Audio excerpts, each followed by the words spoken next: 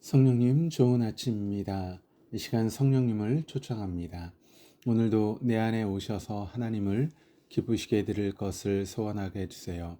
오늘 말씀을 통해 구체적으로 무엇을 해야 할지를 깨닫게 해주세요. 깨달은 것을 삶 속에서 실천할 수 있도록 도와주세요. 아멘. 오늘 함께 나누실 하나님 말씀은 민수기 19장 1절에서 10절까지 말씀입니다. 제 19장. 여호와께서 모세와 아론에게 말씀하여 이르시되, 여호와께서 명령하시는 법의 율례를 이제 이르노니 이스라엘 자손에게 일러서 온전하여 흠이 없고 아직 멍에 매지 아니한 붉은 암송아지를 내게로 끌어오게 하고 너는 그것을 제사장 엘라살에게 줄 것이요 그는 그것을 진영 밖으로 끌어내어서 자기 목전에서 잡게 할 것이며 제사장 엘르아살은 손가락에 그 피를 찍고 그 피를 해막 앞을 향하여 7번 뿌리고 그 암소를 자기 목전에서 불사르게 하되 그 가죽과 고기와 피와 똥을 불사르게 하고 동시에 제사장은 백향목과 우슬초와 홍색 실을 가져다가 암송아지를 사르는 불 가운데에 던질 것이며 제사장은 자기 옷을 빨고 물로 몸을 씻은 후에 진영에 들어갈 것이라. 그는 저녁까지 부정하리라. 송아지를 불사른 자도 자기의 옷을 물로 빨고 물로 그 몸을 씻을 것이라. 그도 저녁까지 부정하리라. 이에 정결한 자가 암송아지의 채를 거두어 진영 밖 정한 곳에 둘지니 이것은 이스라엘 자손 회중을 위하여 간직하였다가 부정을 씻는 물을 위해 간직할지니 그것은 속죄제니라. 암송아지의 채를 거둔 자도 자기 옷을 빨 것이며 저녁까지 부정하리라. 이는 이스라엘 자손과 그 중에 거류하는 외인에게 영원한 율례니라. 오늘 본문은 9절에서 설명하는 바와 같이 정결케 하는 물을 만들기 위한 재료인 재를 어떻게 만들어야 하는지에 대해 설명하고 있습니다. 우리 하나님은 거룩하시고 완전하십니다. 반면에 하나님의 백성인 이스라엘은 지속적으로 죄와 부정에 쉽게 노출되고 오염됩니다. 때문에 그들이 유지해야 될 정결이 계속해서 훼손되고 깨트려집니다. 이는 거룩하신 하나님과 건강하고 긴밀한 관계를 유지하기 어렵게 만듭니다. 이에 하나님께서는 그들의 부정해지거나 잠깐 동안 죄로 넘어지더라도 다시금 하나님께 나올 수 있도록 부정을 씻는 수단을 열어두셨는데 그것이 바로 오늘 본문에 등장하는 정결을 위한 제물이었습니다. 이처럼 부정이라고 하는 개념은 단순히 더러운 것이 묻어있거나 시간을 두고 여유있게 처리해야 하는 수준의 문제가 아니었습니다. 부정의 최종 결과는 죽음이었습니다. 그렇게 부정을 씻는 물은 죽음에서 벗어나 생명 안으로 들어오게 만드는 중요한 수단입니다. 이 물에 들어갈 재를 만드는 과정은 기독교에 대한 배경이 없는 사람이 보기에는 다소 주술적인 것일 수 있습니다. 그러나 이 재에 들어가는 재료들은 그 자체의 어떤 화학적 혹은 주술적 효능이 있기보다는 만드는 사람으로 하여금 중요한 교훈을 반복해서 각인시키게 하는 효과가 있었습니다. 본문을 통해 구체적으로 무엇인지 살펴보겠습니다. 1절, 2절 말씀입니다.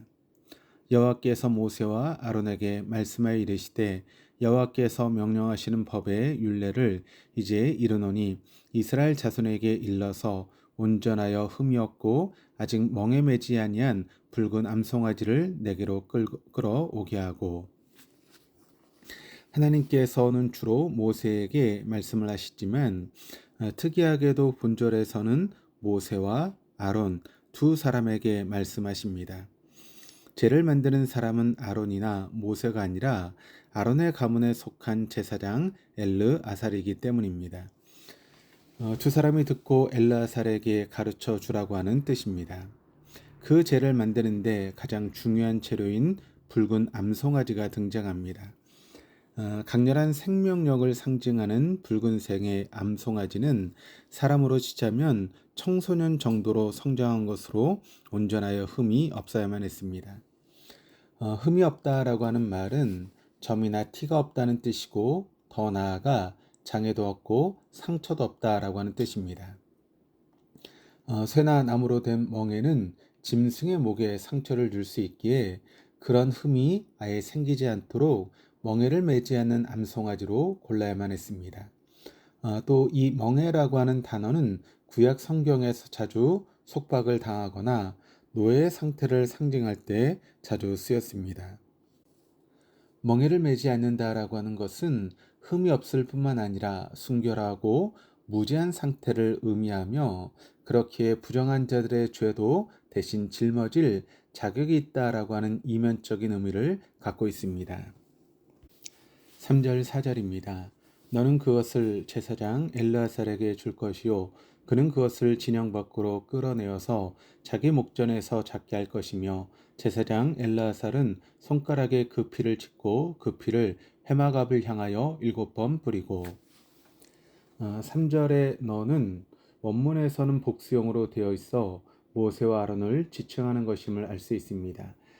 이들은 암송아지를 제를 만드는 총책임자였던 엘라살에게 주었습니다.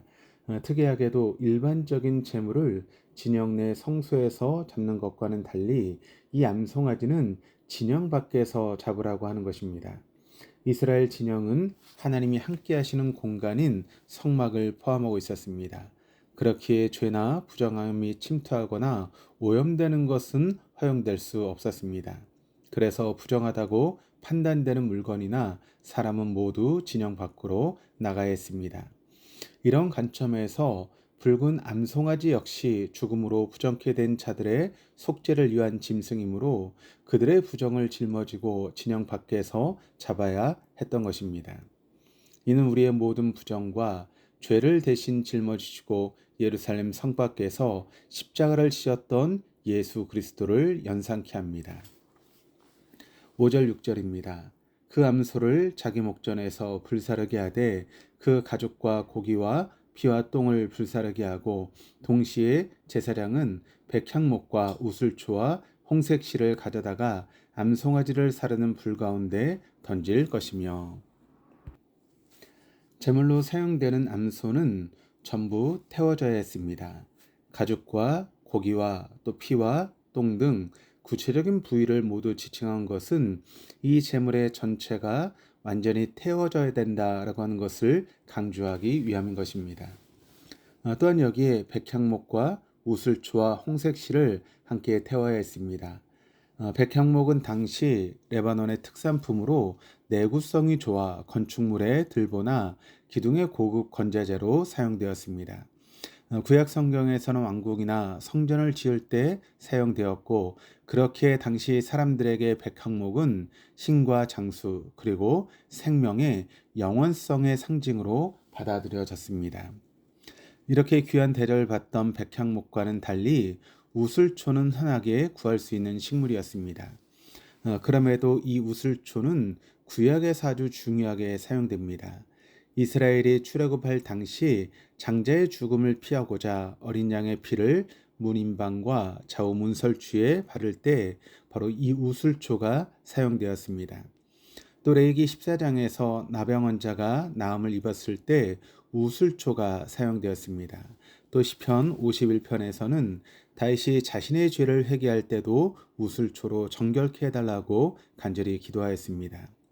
그런 점에서 볼 때 이 우슬초는 죄와 부정을 정결하게 하는 도구로 상징되었음을 우리가 알 수 있습니다.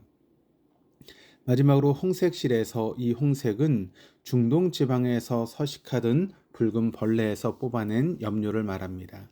앞서 붉은 암송아지의 설명과 더불어 주홍색은 강한 생명력을 상징하는데 그 색을 귀하게 여겨 고급 옷이나 제사장들의 의복을 염색하는 데 사용되어졌습니다. 이러한 상징들을 가진 백향목과 우슬초와 홍색실은 속죄제를 사르는 불 가운데 함께 태움으로써 정결케 하는 제물의 의미를 더욱 풍성하게 만들었습니다. 7절 8절입니다. 제사장은 자기 옷을 빨고 물로 몸을 씻은 후에 진영에 들어갈 것이라. 그는 저녁까지 부정하리라. 송아지를 불사른 자도 자기 옷을 물로 빨고 물로 그 몸을 씻을 것이라. 그도 저녁까지 부정하리라. 이 모든 작업의 책임자인 엘라살은 암송아지를 잡는 날을 기준으로 그날 하루가 끝나기까지 부정하다라고 합니다. 이는 속죄 제물에 전가된 죄와 죽음에 의해서 이를 지팡하는 사람도 오염되어 부정하게 된 것임을 뜻합니다.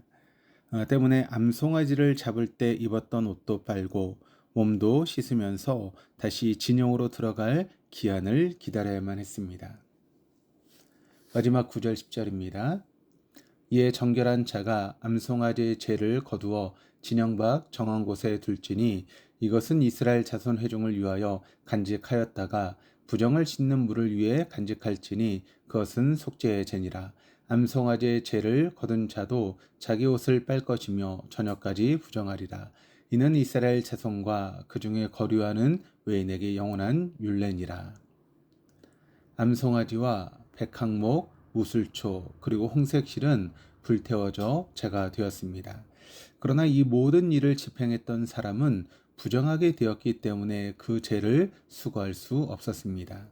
이에 죄를 만드는 데 관여하지 않았을 뿐만 아니라 어떠한 부정도 없는 새로운 사람이 그 죄를 정해진 특별한 장소로 옮겨야만 했습니다.